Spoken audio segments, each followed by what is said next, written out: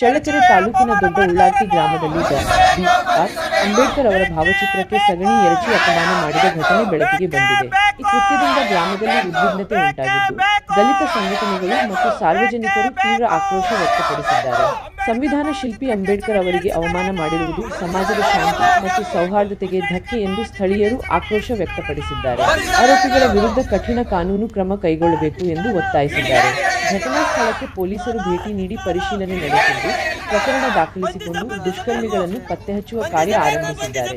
ಗ್ರಾಮದಲ್ಲಿ ಶಾಂತಿ ಕಾಪಾಡಲು ಪೊಲೀಸ್ ಬಿಗಿ ಭದ್ರತೆ ಕೈಗೊಳ್ಳಲಾಗಿದೆ.